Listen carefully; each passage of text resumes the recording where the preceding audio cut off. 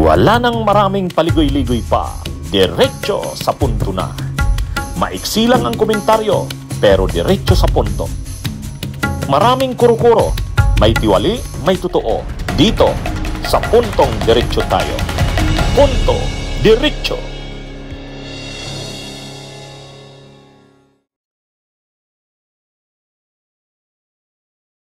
Mga kabunyog, mga kababayan, welcome sa isa na namang episode ng ating Tony Enzo Bunyog. Ayan, mayroon na naman po akong naka-line up na 3 topics ngayon. Mga maiinit na topics ito, mga kabunyog. Una, sa pagpapalit ng liderato ng Senado, ngayong ang presidente na ng Senado ay si Tito Soto. Parang nakakadama ng parang grabe ang kaba. Kabadong-kabado na, lalo si Bato at si Bongo pagdating sa ICC. Mamaya, pag-usapan natin yan. Mga kabunyog, ang kanta yata ngayon ni Jinggoy Estrada at Joel Villanueva, may hinanakit ba ako sa'yo? Mamaya, talakayin natin yan. Panghuli, sumipot na si Sara Duterte sa pagdinig ng Kamara tungkol sa budget ng kanyang opisina, yung OVP. Pero talagang bastos itong si Sara. Binastos si Congresswoman Renico ng Kabataan Party List. Paano binastos? Abangan nyo mamaya. Yan ang topic natin ngayon, Mga kabunyog, huwag kayong aalis.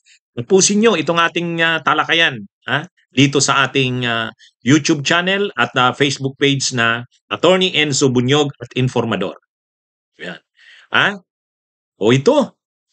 Napapansin natin, hindi man nila aminin, sa pagpapalit ng liderato ng Senado, ang isang epekto niyan, kabadong-kabado na ngayon lalo si Bongo at si Bato. Tungkol saan? Tungkol sa ICC. Alam naman natin na ang warrant of arrest kay Bato, sigurado na halos yan. Sigurado na yan, hindi lang natin alam kung kailan, pero sa madaling panahon lalabas yan. Ngayon, nang si Chis Escudero ang Senate President, inassure niya si Bato. Magtago lang si Bato sa Senado, poprotektahan niya. Ngayon, hindi na si Chis ang Senate President. Paano yan? Hindi siya poprotektonan malamang ni Soto. Ganon din si Bongo, siyempre. Ganon din si Bongo. Si Bongo dahil magtitistigo na si Garma, madadawit na yan si Bongo. At pag nadawit si Bongo, lalabas din ang warrant of arrest sa kanya.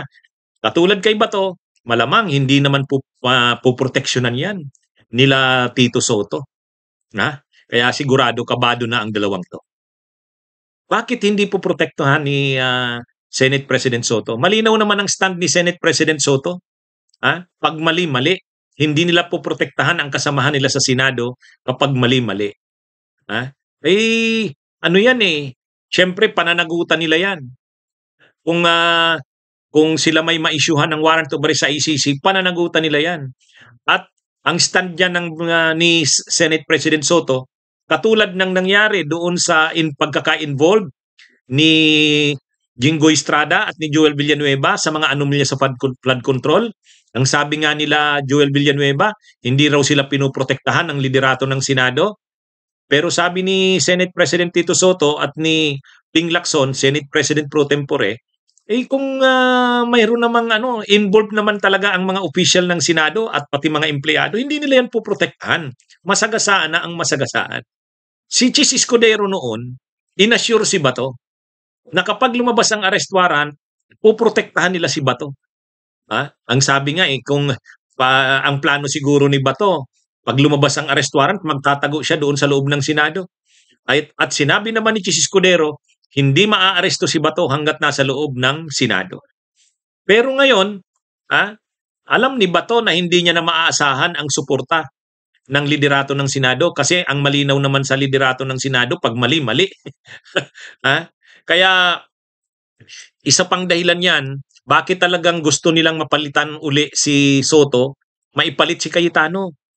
Kasi rin nila yan problemang malaki yan sa kanila.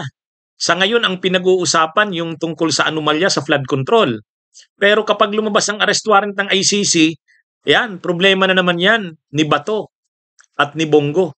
Si Bongo, sa ngayon, nung una, parang hindi masigurado kung maglalabas ng arrest warrant kay Bongo. Si Bato kasi halos sigurado. Pero ditong paglitaw ni Garma, Kasi hindi nag-grant yung political asylum ni Garma.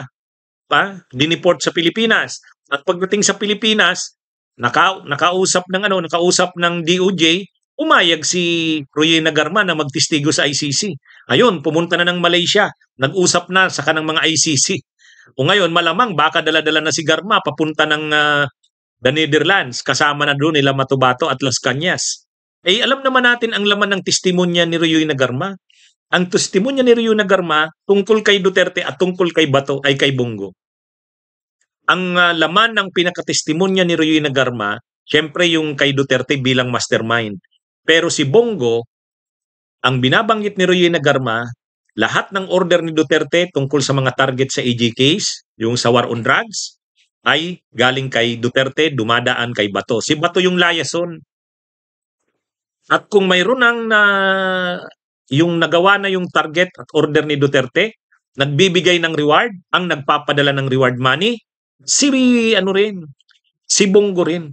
Kaya itong paglitaw ni Garma galing United States na deport, ang karma dito, ang natinding nagkaproblema dito si Bongo. Kasi siya niyan ang hahagipin ng testimonya ni Garma.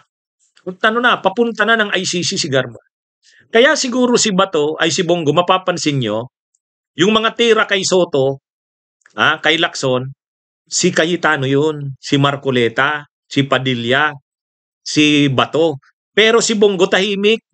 Mapapansin nyo, tahimik si Bongo. Hindi masyadong tumitira kay Soto. At saka may balita pa nga, lilipat daw sa mayorya. Siguro, iniisip ni Bongo, kailangan niya ng proteksyon ni Soto. Kaya hindi siya masyadong bumibira. Kasi alam niyang may malaki siyang problema.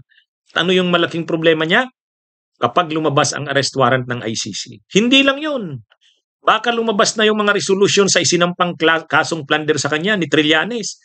Pag lumabas yung mga resolution sa kasong plunder na yun, warrant of arrest na naman yan sa kanya. No bail na naman yan. So alam ni Bongo marami siyang problema. Kaya mahirap yun na nasa minorya siya. Kaya hindi siya masyadong tumitira, napapansin nyo? Tumitira ba si Bongo kay Soto? Hindi masyado, di ba? Mas sila Bato, mas sila Marcoleta, mas sila Cayetano, at mas sila Padilla. Si Bongo hindi. Hindi. Alam niyang may palaki siyang problema. Bunyog, halikan na kasama ka. Bunyog, kapag buklod ay may pag-asa. Luzon, Visayas, Mindanao, isa ang pananaw. Sa bagong Pilipinas ang bunyog isisigaw. Bunyog, bunyog, bunyog.